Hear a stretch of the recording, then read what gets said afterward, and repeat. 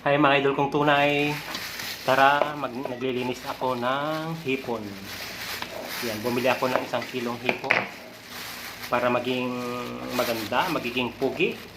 Tinatanggal-tanggal ko yung mga ano niya. Ito yung nalilinis ko. Oh.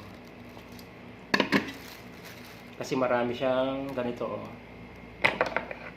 Yan. Mahaba. Para maging pugi, bawasan natin para ayan mamaya ididibin naman natin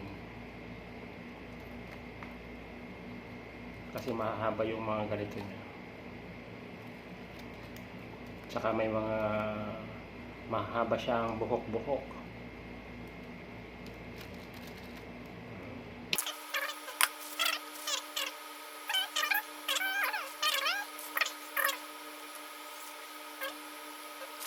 Ayan, nalinisan na natin, natanggal natin yung mga buhok-buhok ng hipon. Ngayon, magdidibin naman tayo. Gamit ang toothpick. Ayan, ganito lang yung pagdidibin. Tusukin lang dito. Then, hilain pataas. Para matanggal yung ayan bituka. Ayan. Ganun lang kasimple mga idol kong tunay. Para matanggal yung bituka. Ayan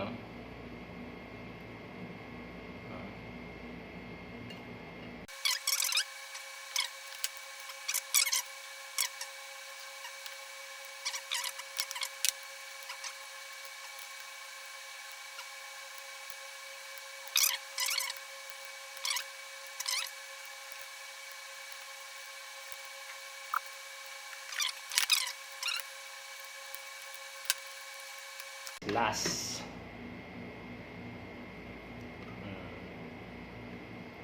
Diba?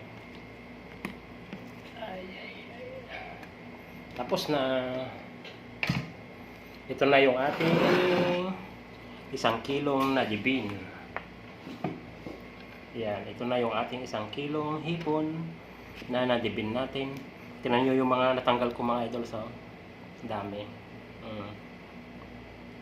Bye bye, ganun lang kasimple mga idol kong tunay. Thank you for watching, ingat po palagi and God bless. Ito na ang 1 kilo hipon.